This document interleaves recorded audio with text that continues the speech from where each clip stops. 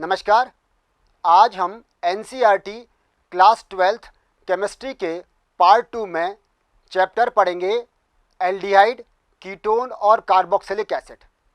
यह चैप्टर बहुत इम्पॉर्टेंट है। इसका कारण क्या है, इसको समझें।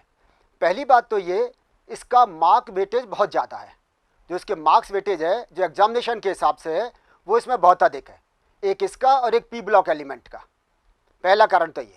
दूसरा, इसमें नंबर ऑफ पीरियड्स भी बहुत ज़्यादा दिए गए हैं। क्लास पढ़ाने के लिए इसमें अधिकतम पीरियड दिए गए हैं। दूसरा के अलावा और जो कारण हम समझने आते हैं वो ये कि इस चैप्टर को जब हम पढ़ेंगे तो हमें इसमें रिएक्शन मैकेनिज्म देखनी होगी। रिएक्शन मैकेनिज्म क्यों देखनी होगी? वो इसलिए कि कंपटीशन एग्जामिनेशंस में यह पूछते हैं कि इसमें कौन सी रिएक्शन मैकेनिज्म है। रिएक्शन मैकेनिज्म में इंटरमीडिएट क्या बन रहा है, उस इंटरमीडिएट बनते समय कौन सा इलेक्ट्रोफाइल या न्यूक्लियोफाइल अटैकिंग स्पीसीज के रूप में काम आ रहा है या कौन सा लिविंग स्पीसीज है। तो कंपटीशन एग्जाम्स में ये बहुत पूछते हैं कि यह किस प्रकार की रिएक्शन है, इसमें कौन सा इंटरमीडिएट बनेगा, कौन सा न्यूक्लियोफाइल इलेक्ट्रोफाइल काम आएगा। तो उस हिसाब से भी हमें कंपटीशन के हिसाब से भी यह चैप्टर बहुत इंपॉर्टेंट हो जाता है, क्योंकि इसमें बहुत सारी नेम रिएक्शंस भी हैं। तीसरी बात इसमें ये कि यही चैप्टर आगे की क्लासेस के लिए एक आधार प्रदान करता है, एक बेस प्रदान कर रहा है। क्यों? क्योंकि इसमें कुछ रिएक्शंस दे रखी हैं, कुछ नेम रिएक्शंस भी दे रखी है। आगे की क्लासेज में आपको और ज़्यादा रिएक्शंस देखने को मिलेंगी, लेकिन उन रिएक्शंस की मैकेनिज्म का आधार इसी क्लास में बहुत अच्छे से समझाया गया है। तो आप अगर यहीं पर इस चैप्टर को ध्यान से समझ लेते हैं तो आगे की कक्षाओं में आपको दिक्कत नहीं आएगी। और चौथा ये कि इस चैप्टर में एल्डिहाइड, कीटोन और कार्बोक्सिलिक एसिड के बहुत सारे यूजेस हैं, उसके उपयोग बहुत अधिक हैं।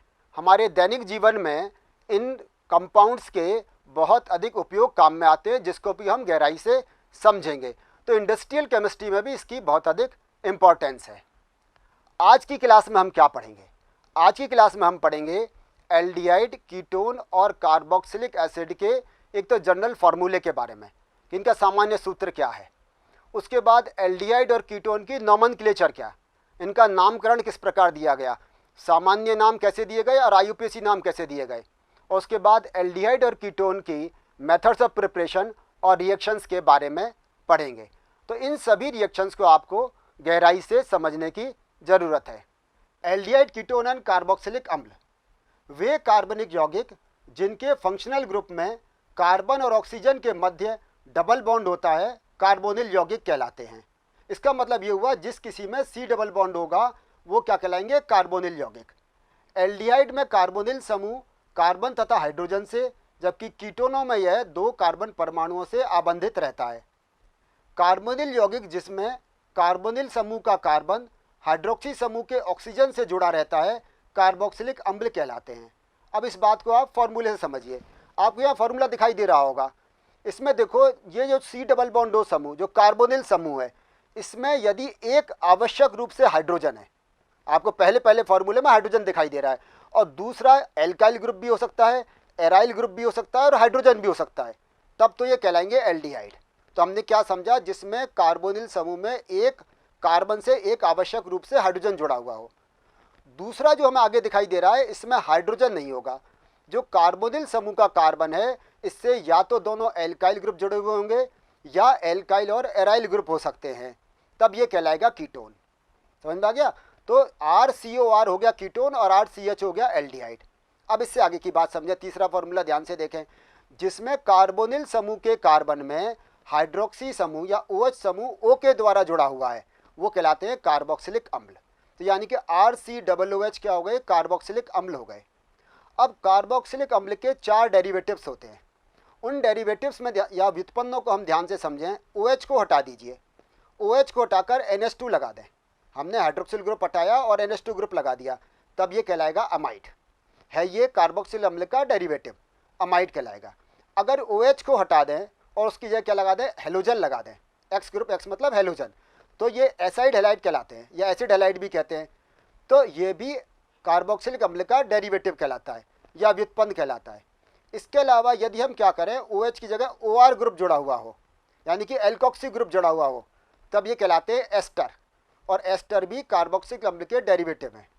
इसके अलावा यदि OH की जगह OCOR ग्रुप जुड़ा हुआ हो, तब भी वो एनहाइड्राइड कहलाते हैं और वो भी कार्बोक्सिलिक अम्ल के डेरिवेटिव होते हैं। तो हम एक लाइन में समझने की कोशिश करें कि यदि कार्बोक्सिलिक अम्ल के OH ग्रुप के स्थान पर NH2 है तो अमाइड, यदि हेलोजन है तो एसाइल हैलाइड, यदि OR है तो एस्टर, और यदि OCOR है तो वो एनहाइड्राइड कहलाते हैं। और ये चारों क्या होते हैं?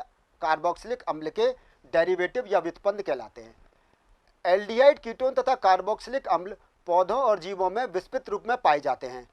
ये जीवों की जैव रासायनिक क्रिया में भी महत्वपूर्ण योगदान करते हैं। जैसा कि मैं पहले भी कह रहा था कि इनके इम्पोर्टेंस बहुत है, इनके यूजेस बहुत हैं। तो देखो, प्रकृति में ये सुगंध और स्वाद प्रदान करते हैं। उदाहरणार्थ वेनिलीन, सैलिसल्डिहाइड तथा सिनेमेल्डिहाइड ये रुचिकर सुगंध हमें देते हैं, जिनका उपयोग हम विभिन्न कन्फेक्शनरी उद्योगों में करते हैं। ये अनेक खाद्य पदार्थों, उद्योगों, औषधियों में सुगंध प्रदान करने के लिए काम में आते हैं। इस वर्ग के कुछ यौगिक का उत्पादन विलायक के रूप में, जैसे एसीटोन है, या एडहेसिव के रूप में, चिपकने वाले पदार्थ के रूप में, पेंट, रेजिन, सुगंध, प्लास्टिक वस्त्र बनाने आदि में किया जाता है। अब बात करते हैं इसके नॉमेनक्लेचर की। कार्बोनिल यौगिक एल्डिहाइड और कीटोन को संयुक्त रूप से क्या कहते हैं? कार्बोनिल यौगिक कहते हैं। तो इन कार्बोनिल यौगिक के नॉमेनक्लेचर या नामकरण की बात करते हैं। जैसा कि मैंने पहले कहा था कि C double bond O group से यदि दोनों हाइड्रोजन जुड़े हुए हैं तब भी वो एल्डिहाइड कहलाता है। और वो कौन सा एल्डिहाइड है? फॉर्मेल्डिहाइड। तो सामान्य नाम इसका फॉर्मेल्डिहाइड है और IUPAC नाम इसका मेथेनॉल है। क्यों? क्योंकि एल्डिहाइड के नाम के अंत में सफिक्स के रूप में एल लगाते हैं और एक कार्बन है तो मेथ के साथ एल लगेगा तो मेथेनॉल हो गया। ठीक है, इस तरह से दो कार्बन है तो एथेनॉल। आगे दे रखा है इसमें आइसोब्यूटेर एल्डिहाइड, उसका IUPAC नाम का 2 मिथाइल प्रोपेनॉल। 3 कार्बन होगा और एक पर लगा हुआ है, पहले वाले पर क्या लगा हुआ है? यहाँ पर ये जो सेकंड कार्बन है उस पर लगा है CH3 ग्रुप यानी कि मिथाइल ग्रुप, तो 2 मिथाइल प्रोपेनॉल। इसी प्रकार से नेक्स्ट आपको दिखाई दे रहा है इसका 3 मिथाइल साइक्लोहेक्साइल कार्बेल्डिहाइड। तो इस प्रकार का कंपाउंड को भी कार्बेल्डिहाइड क्यों कह रहे हैं हम? क्योंकि CHO ग्रुप को यहाँ पर कार्बेल्डिहाइड के रूप में माना गया है। इसी प्रकार से इससे अगला वाला कंपाउंड देखें, इसे OCH3 ग्रुप लगा हुआ है और CHO ग्रुप लगा हुआ है। और OCH3 ग्रुप को हम जानते हैं मेथॉक्सी ग्रुप कहते हैं।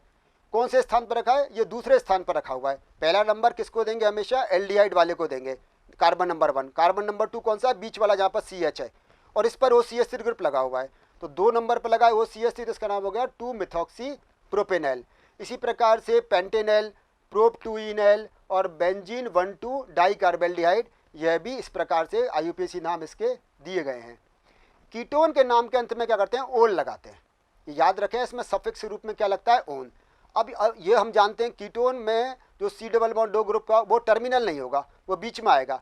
अब यहाँ देखो C double bond O group कौन से पे आ रहा है? सेकंड नंबर कार्बन पर आ रहा है। कार्बन कुल कितने हैं? 5। तो क्या नाम हो गया? पेंटेन 2 ओन, क्योंकि 2 नंबर वाले जो कार्बन है, कार्बन नंबर 2 पर ये डबल बॉन्ड O ग्रुप लगा हुआ है, तो इसका नाम हो गया पेंटेन 2 ओन। इसी प्रकार से अगला हम देखें तो 2,4 डाइमिथाइल पेंटेन 3 ओन। यहाँ पर देखो आप, कार्बन नंबर 3 पर C double bond O group है और 2 और 4 पर क्या लगा हुआ है? Methyl group. तो यहाँ पर 2,4 डाइमिथाइल पेंटेन 3 ओन। इसी प्रकार से जो अगला आपको कंपाउंड दिख रहा है उसका 2 मिथाइल साइक्लोहेक्सेनोन और उससे अगले वाले का नाम है 4 methyl paint 3 2 own. Carbon number 2 पर तो क्या है? डबल बॉन्ड O और कार्बन नंबर 3 पर हमें एक डबल बॉन्ड दिखाई दे रहा है, इसलिए इसका नाम हो गया 4 मिथाइल पेंट 3 2 ओन। और इसको आपने वैसे क्लास 11th में इसको पहले डिटेल में आप पढ़ चुके हैं। इसकी स्ट्रक्चर या संरचना के बारे में बात करते हैं। इसको आप ध्यान से देखें। ये कार्बोनिल समूह में कार्बन परमाणु sp2 संकरित होता है। तो हाइब्रिडाइजेशन कौन सा है इसमें? sp2 में 3 सिग्मा बॉन्ड हो गए। अब 3 सिग्मा बॉन्ड में से एक किसके साथ हो गया? ऑक्सीजन के साथ में। अब बाकी 2 या तो एल्काइल ग्रुप के साथ या फिर हाइड्रोजन के साथ या फिर एराइल ग्रुप के साथ में। अब ये जो sp2 हाइब्रिडाइजेशन है, इसके कारण से ये तीनों तो हो गए एक प्लेन में, ये क्या हो गए? एक ही तल में हो गए। अब कार्बन और ऑक्सीजन, इस पर बच गया एक एक अनहाइब्रिड ऑर्बिटल जिसने संकरण में भाग नहीं लिया है। वो जो p ऑर्बिटल है वो होता है इसके लंबवत, वो होता है इसके परपेंडिकुलर, और वो मिलकर क्या करते हैं? ये आपस में पाई बॉन्ड बना लेते हैं। तो आपको ये दिखाई दे रहा होगा आगे से पाई बॉन्ड बना हुआ है, और पाई बॉन्ड में भी इलेक्ट्रॉन डेंसिटी ऑक्सीजन की तरफ ज़्यादा दिखाई दे रही है। सेकंड वाले चित्र को ध्यान से देखो। क्यों? क्योंकि ऑक्सीजन की इलेक्ट्रॉन नेगेटिविटी ज़्यादा होती है। और थर्ड वाले में देखो आप ध्यान से कि जो बॉन्ड एंगल है वो कितना दिखाई दे रहा है? हमें 120 डिग्री का दिखाई दे रहा है। तो कार्बन और ऑक्सीजन में एक तो होता है सिग्मा बॉन्ड और एक होता है पाई बॉन्ड, ठीक है। इसके अतिरिक्त इसमें दो जो ऑक्सीजन एटम है उस पर दो लोन पेयर ऑफ इलेक्ट्रॉन भी प्रेजेंट रहते हैं, क्योंकि वो बॉन्डिंग में पार्टिसिपेट नहीं करते हैं। जैसे हमने पहले बात की कि बाकी सब एक प्लेन में होंगे, लेकिन जो पाई बॉन्ड है वो कैसा होगा, परपेंडिकुलर होगा, और जो उनकी बॉन्ड एंगल है उसकी वैल्यू कितनी होगी, 120 डिग्री होती है।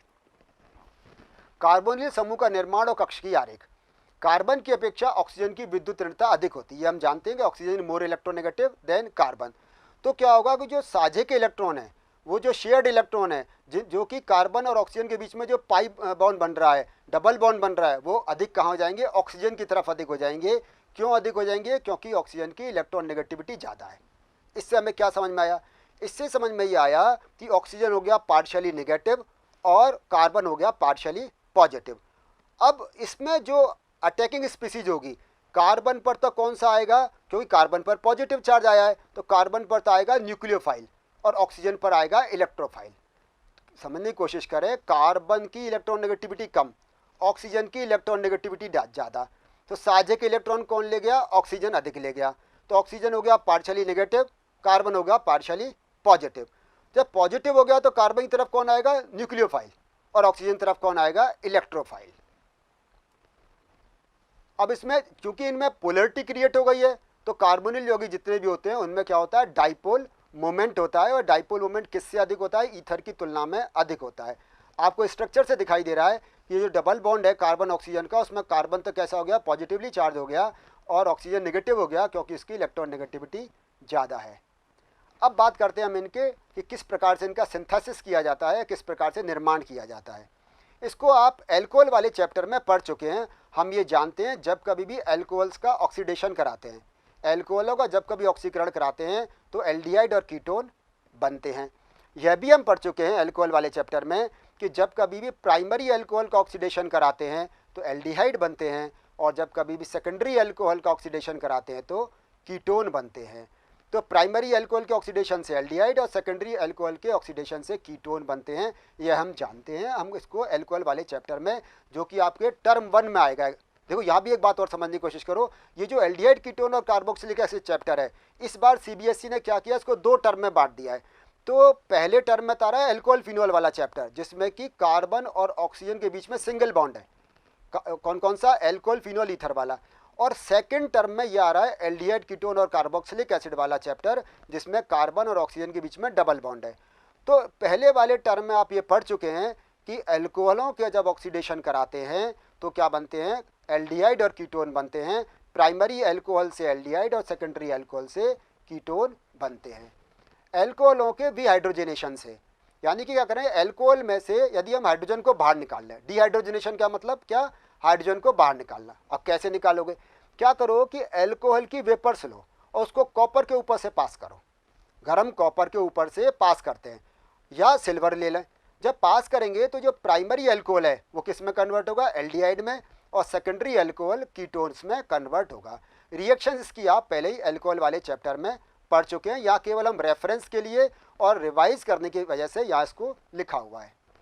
हाइड्रोकार्बन से, एल्कीनों के ओजोनी अपघटन से, एल्कीन का जब कभी ओजोनी अपघटन कराते हैं या ओजोनोलाइसिस कराते हैं और बाद में जिंक डस्ट और वाटर के साथ रिएक्शन कराते हैं, तो हमें मालूम है एल्डिहाइड और कीटोन मिलते हैं। अब ये डिपेंड करता है एल्कीन किस प्रकार की ली गई है। यदि मानो हम लेते हैं CH2 डबल बॉन्ड CH2, हम सिंपल ले रहे हैं इथिलीन, उसका ओजोनोलाइसिस कराओ, ओजोनाइड बन जाएगा।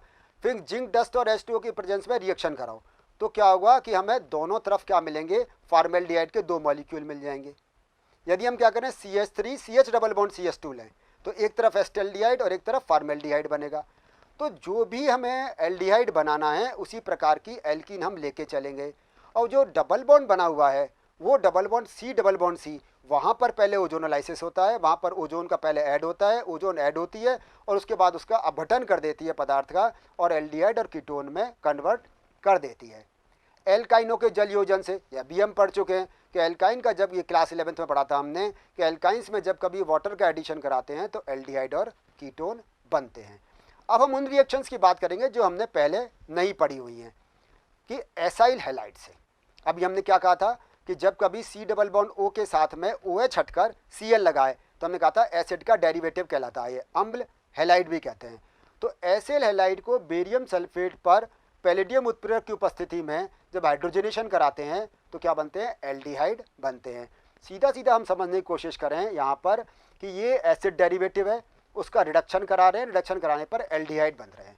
देखो एक और बात आप समझें यहाँ ध्यान से कि जब कभी भी एल्कोहल का ऑक्सीडेशन कराएंगे, आप बहुत ध्यान से बात समझना, प्राइमरी एल्कोहल क्या दे रहा है, एल्डिहाइड, सेकेंडरी एल्कोहल क्या दे रहा है, कीटोन, और ये एल्डिहाइड और कीटोन का जब ऑक्सीडेशन करा रहे हैं तो कार्बोक्सिलिक अम्ल बन रहे हैं। बात समझ में आ रही, सीधी सीधी देखो, दिमाग बात बिठाओ, प्राइमरी एल्कोहल और सेकेंडरी एल्कोहल से क्या बन रहे हैं हमारे पास में, एल्डिहाइड और कीटोन, और जब एल्डिहाइड कीटोन का ऑक्सीडेशन करा रहे हैं तो बन रहे हैं कार्बोक्सिलिक एसिड। अब इसको मैं वाइस वर्सा बोल रहा हूँ, कार्बोक्सिलिक एसिड का रिडक्शन कराओ तो क्या बनेंगे, एल्डिहाइड कीटोन, एल्डिहाइड का रिडक्शन कराओ तो प्राइमरी एल्कोहल, और कीटोन का कराओ तो सेकेंडरी एल्कोहल बनेगा। तो यहाँ हम एसिड का डेरिवेटिव लेके चल रहे हैं, एसाइल हैलाइड, जिसमें हमने एग्जांपल लिया बेंजोइल क्लोराइड का, इसका करा रहे हैं हम रिडक्शन, और रिडक्शन पे क्या बन रहा है, ये एल्डिहाइड बन रहा है, और ये रिएक्शन रोजेनमुंड रिएक्शन कहलाती है। यहाँ यह भी समझने की कोशिश करो कि यह अभिक्रिया केवल एल्डिहाइडों के निर्माण में ही काम आती है, इससे कीटोन नहीं बनते। तो यहाँ इसका रिडक्शन करा रहे हैं पैलेडियम और बेरियम सल्फेट की प्रेजेंस में। हाँ देखो, यहाँ एक और बात समझने की है, यहाँ पर सल्फर और क्विनोलिन भी डालते हैं। पूछो क्यों डालते हैं, इसलिए डालते हैं सल्फर और क्विनोलिन, या जिसमें बेरियम सल्फेट इसमें डाला हुआ है कि पैलेडियम तो क्या करेगा, इसका रिडक्शन करेगा, लेकिन जो सल्फर और क्विनोलिन और ये बेरियम सल्फेट डाला हुआ है ये इसको फर्दर रिडक्शन से रोकेगा, यानी कि एल्डिहाइड को एल्कोहल में रिडक्शन होने से यह रोकता है। तो यहाँ दोनों तरह का काम आ रहा है, हमें रिडक्शन कराना है, लेकिन हमें कैसे कराना है, कंट्रोल रिडक्शन कराना है, ऐसा नहीं कि ये एल्डिहाइड रिड्यूस होकर एल्कोहल में कन्वर्ट हो जाए। इसलिए ये इंपॉर्टेंट रिएक्शन है कि यहाँ पर केवल एल्डिहाइड बनते हैं जब हम पैलेडियम के साथ साथ बेरियम सल्फेट और सल्फर और क्विनोलिन भी लेते हैं, ठीक है, इससे कीटोन नहीं बनते। और याद रखें, इसको रोजेनमुंड रिएक्शन कहते हैं, एग्जाम में आए रोजेनमुंड रिएक्शन क्या है तो आपको रिएक्शन याद रखनी है। नाइट्राइल एवं एस्टर से हाइड्रोक्लोरिक अम्ल की उपस्थिति में नाइट्राइल स्टेनस क्लोराइड द्वारा कॉरेस्पॉन्डिंग इमीन्स में परिवर्तित हो जाते हैं, और ये इमीन्स जल गठन पर क्या देते हैं, एल्डिहाइड देते हैं। नाइट्राइल मतलब जैसे RCN, इसकी SnCl2 स्टेनस क्लोराइड के साथ HCl के साथ रिएक्शन कराएं तो पहले क्या बनेगी, इमीन। इमीन किन्हें कहते हैं, जब कार्बन डबल बॉन्ड नाइट्रोजन होता है तो इमीन कहलाती है। तो RCH डबल बॉन्ड NH बन गया, ये बन गई इमीन। इस इमीन का जब हाइड्रोलाइसिस कराएंगे तो क्या बनेगा, एल्डिहाइड बनेगा, और ये रिएक्शन क्या कहलाती है, स्टीफेंस रिएक्शंस कहलाती है। इस चैप्टर को जैसे मैंने पहले भी कहा, इसको पढ़ते समय आप जो भी नेम रिएक्शंस हैं उनको ध्यान में रखें। एक और काम करें, आप ये नेम रिएक्शंस को आप बिना देखे भी लिखने की कोशिश करें। आगे कुछ मैं मैकेनिज्म भी बताऊंगा, उन मैकेनिज्म को भी बिना देखे लिखने की कोशिश करें। क्यों, क्योंकि एग्जाम में आएगी तो इस हिसाब से आपको याद होनी चाहिए रिएक्शन क्या है, किस रिएक्शन के नाम से कौन सी रिएक्शन है, या रिएक्शन दे दे तो उसका नाम क्या है ये आपको मालूम होना चाहिए, और साथ ही साथ इसकी मैकेनिज्म या क्रियाविधि भी आपको पता होनी चाहिए। तो ये जो रिएक्शन है जिसमें हम नाइट्राइल से स्टेनस क्लोराइड और HCl के साथ बना रहे हैं, पहले इमीन बन रहा है और उसका हाइड्रोलाइसिस कराने पर हमें एल्डिहाइड बन रहे हैं, ये रिएक्शन स्टीफन अभिक्रिया कहलाती है। इसके अलावा और क्या कर सकते हैं, नाइट्राइल को डाई आइसोब्यूटिल एल्युमिनियम हाइड्राइड, इसके द्वारा भी हम रिडक्शन करा सकते हैं। सिलेक्टिव रिडक्शन कराएंगे, इमीन बनेगा, और वो भी क्या करेगा, यहाँ पर जलक बटन पर एल्डिहाइड में कन्वर्ट हो जाएगा। तो यहाँ क्या करना है हमें, SnCl2 और HCl क्या लेना है, यहाँ पर हमें डाई आइसोब्यूटाइल एल्युमिनियम हाइड्राइड, ये क्या है, ये रिड्यूसिंग एजेंट है, और रिड्यूसिंग एजेंट भी कैसा है, ये सिलेक्टिव रिड्यूसिंग एजेंट है, जिससे केवल हमें एल्डिहाइड प्राप्त होते हैं। इसी प्रकार एस्टर और नाइट्राइल से भी यही डाई आइसोब्यूटाइल एल्युमिनियम हाइड्राइड काम में लेते हैं, और ये भी रिडक्शन पर एल्डिहाइड देते हैं। हाइड्रोकार्बन से एरोमेटिक हाइड्रोकार्बन बेंजल्डिहाइड और उसके व्युत्पन्न एरोमेटिक हाइड्रोकार्बन द्वारा भी इसी विधि से हम बना सकते हैं। अब इसको समझो, देखो, मेथिल बेंजीन के ऑक्सीकरण द्वारा क्रोमाइल क्लोराइड का उपयोग करते हैं। इसमें क्रोमाइल क्लोराइड का उपयोग करने से मेथिल समूह को एक क्रोमियम संकुल में ऑक्सीकृत कर देता है, और जो जल बटन द्वारा ये क्या देता है, बेंजल्डिहाइड देता है। रिएक्शन को समझो, देखो ये टोलुइन है जैसे, अब टोलुइन में आपको CH3 ग्रुप दिखाई दे रहा है, ये जो CH3 ग्रुप है ये किस में कन्वर्ट हो जाएगा, ये CHO ग्रुप में कन्वर्ट हो जाएगा। CrO2 Cl2 क्या है यहाँ पर, chromyl chloride, carbon disulphide solvent के रूप में ये रिएक्शन में काम में लेते हैं। तो सॉल्वेंट यहाँ पर कार्बन डाइसल्फाइड है, क्रोमाइल क्लोराइड यहाँ पर एक रिएजेंट के रूप में काम आ रहा है, और टोलुइन का CH3 ग्रुप यानी कि मिथाइल ग्रुप किस में कन्वर्ट हो रहा है, CHO ग्रुप में कन्वर्ट हो रहा है। और ये रिएक्शन क्या कहलाती है, एटार्ड रिएक्शन कहलाती है। तो आपसे कोई पूछे एटार्ड रिएक्शन क्या है तो आपको याद होनी चाहिए, जिसमें टोलुइन की रिएक्शन क्रोमाइल क्लोराइड से करा रहे हैं कार्बन डाइसल्फाइड की प्रेजेंस में, पहले एक क्रोमियम संकुल बन रहा है जो बाद में एल्डिहाइड में परिवर्तित हो रहा है। क्रोमिक ऑक्साइड के उपयोग से CrO3 से टोलुइन या फिर सब्स्टिट्यूटेड टोलुइन को एसिटिक एनहाइड्राइड में क्रोमियम ऑक्साइड के साथ रिएक्ट कराने पर बेंजिलिडीन डाइएसीटेट बनता है। पहले क्या बनेगा, बेंजिलिडीन डाइएसीटेट, फिर इसका कराएं अम्ल की उपस्थिति में हाइड्रोलाइसिस, तो क्या बन जाता है, बेंजल्डिहाइड प्राप्त हो जाता है। अब समझो, देखो पहले हमने क्या लिया था, टोलुइन ली थी, वही टोलुइन ले रहे हैं, क्योंकि पहले हमने क्या लिया था, उससे पहले हमने क्रोमाइल क्लोराइड लिया था, यहाँ ले रहे हैं क्रोमियम ऑक्साइड और साथ साथ एसिटिक एनहाइड्राइड ले रहे हैं। इस एसिटिक एनहाइड्राइड और क्रोमियम ऑक्साइड के साथ पहले क्या बन रहा है, एक बेंजिलिडीन डाइएसीटेट बन रहा है, और यह बेंजिलिडीन डाइएसीटेट जब अम्ल की उपस्थिति में इसका हाइड्रोलाइसिस करा रहे हैं तो ये बेंजल्डिहाइड में परिवर्तित हो जा रहा है। पार्श्व श्रृंखला क्लोरीनेशन के पश्चात जल अपघटन से टोलुइन साइड चेन हेलोजिनेशन या क्लोरीनेशन द्वारा पहले बेंजल क्लोराइड बनाती है, जो जल अपघटन द्वारा बेंजल्डिहाइड देती है। यह बेंजल्डिहाइड के औद्योगिक उत्पादन की विधि है। अब यहाँ समझे, देखो टोलुइन दिख रहा है आपको, ये टोलुइन क्या हम सूर्य के प्रकाश की उपस्थिति में क्या कराएंगे, Cl2 से या क्लोरीन से रिएक्शन कराएंगे, तो ये किस में कन्वर्ट हो जाएगा, C6H5CHCl2। ठीक है, ये C6H5CHCl2 को या तो कहते हैं बेंजल क्लोराइड या ये कहलाता है बेंजिलिडीन क्लोराइड। आपने पढ़ा है ये कि जब एक ही कार्बन पर हों दो हेलोजन ग्रुप तो उसको हम बेंजिलिडीन क्लोराइड कह रहे हैं, क्योंकि बेंजीन है उसके साथ में, जैसे इथिलिडीन क्लोराइड बोलते थे, है ना, उसी तरह जैसे ये जेम डाइहैलाइड है। जेम डाइहैलाइड क्यों है, क्योंकि एक ही कार्बन पर दो हेलोजन है, और जेम डाइहैलाइड में भी कौन सा वाला है ये, क्योंकि बेंजीन में है तो ये बेंजिलिडीन क्लोराइड है, इसका दूसरा नाम बेंजल क्लोराइड भी है। अगर यहाँ पर 3 क्लोरीन होते, CCl3 होता तो बेंजो ट्राइक्लोराइड कहलाता, ठीक है ना। चलिए, और CH2Cl होता तो बेंजाइल क्लोराइड कहलाता, लेकिन बन क्या रहा है यहाँ पर, ये बेंजल क्लोराइड। अब इस बेंजल क्लोराइड में से दोनों क्लोरीन हटानी है और वाटर जोड़ना है, तो क्या बन जाएगा, ये एल्डिहाइड ग्रुप में कन्वर्ट हो जाएगा, यानी कि बेंजल्डिहाइड बन जाता है। तो बेंजल्डिहाइड बनाने की ये कॉमर्शियल मेथड है, ये एक औद्योगिक विधि है, इंडस्ट्रियल मेथड है, और इससे टोलुइन को हम क्लोरीन किस में कन्वर्ट कर लेते हैं, बेंजल्डिहाइड में कन्वर्ट कर लेते हैं। गाटरमैन कोक रिएक्शन, जब बेंजीन और इसके डेरिवेटिव्स की एनहाइड्रस एल्युमिनियम क्लोराइड या क्यूप्रस क्लोराइड की उपस्थिति में कार्बन मोनोऑक्साइड और HCl के साथ अभिक्रिया कराते हैं तो बेंजल्डिहाइड या फिर सब्स्टिट्यूटेड बेंजल्डिहाइड बनता है। बेंजीन लेंगे, कार्बन मोनोऑक्साइड और HCl, और यहाँ पर क्या लेंगे, एनहाइड्रस AlCl3 या एनहाइड्रस CuCl, तो ये किस में कन्वर्ट हो जाएगा, ये CHO ग्रुप में कन्वर्ट हो जाता है। अब ये जो रिएक्शंस है ना, जिनमें हम मैकेनिज्म हमारे सिलेबस में नहीं है, ये आप आगे की कक्षाओं में जब आगे पढ़ेंगे तो इनकी सबकी क्रियाविधि आएगी। लेकिन क्रियाविधि जब आप पढ़ोगे तो आपको याद आ जाएगा, हाँ हमने क्लास 12th में गाटरमैन कोक सिंथेसिस पढ़ी थी और उसमें हमें याद है कि बेंजीन की रिएक्शन कार्बन मोनोऑक्साइड और HCl से कराते थे। मैकेनिज्म अभी इसकी अपने सिलेबस में नहीं है, लेकिन आगे की क्लासेज में आएगी। लेकिन ये एक चैप्टर एक आधार प्रदान करता है आपको आगे कक्षाओं को समझने के लिए। कीटोनों का विरचन, अभी तो हम पढ़ रहे थे केवल एल्डिहाइड का, अब पढ़ रहे हैं कीटोन। एसाइल क्लोराइड से ग्रिग्नार्ड रिएजेंट कैडमियम क्लोराइड से अभिक्रिया से प्राप्त डाई एल्किल कैडमियम की एसिड क्लोराइड की अभिक्रिया कराने पर कीटोन प्राप्त होते हैं। अब जैसे ग्रिग्नार्ड रिएजेंट है RMgX, ठीक है ना, C2H5MgBr जनरली काम में लेते हैं। इसकी कैडमियम क्लोराइड से रिएक्शन कराओ तो क्या बन जाएगा, R2CD डाई एल्किल कैडमियम और MgHCl। अब ये डाई एल्किल कैडमियम की रिएक्शन एसिड हैलाइड से करा दो, RCOCl एसिड हैलाइड से, तो ये R ग्रुप इसके साथ जुड़ जाएगा तो RCOR आ जाएगा और साथ में CdCl2। तो इस प्रकार से हम एसिड हैलाइड से भी डाई एल्किल कैडमियम की अभिक्रिया से हम क्या बना सकते हैं, कीटोन बना सकते हैं। बेंजीन या फिर सब्स्टिट्यूटेड बेंजीन से निर्जल एल्युमिनियम क्लोराइड की उपस्थिति में बेंजीन या सब्स्टिट्यूटेड बेंजीन एसिड हैलाइड के साथ रिएक्शन करके कीटोन बनाता है। यह अभिक्रिया फ्रीडेल क्राफ्ट एसिटाइलेशन रिएक्शन कहलाती है। देखो यह आपने पहले भी पढ़ी है, आप रिएक्शन याद करो कि बेंजीन की रिएक्शन एनहाइड्रस AlCl3 से कराते हैं। यदि हम इसमें क्या करते, CH3Cl लेते, मेरी बात समझना ध्यान से, या RCl लेते, तब तो हम इसको कहते हैं फ्रीडेल क्राफ्ट एल्काइलेशन। ये आप क्लास 11th में पढ़ चुके हैं।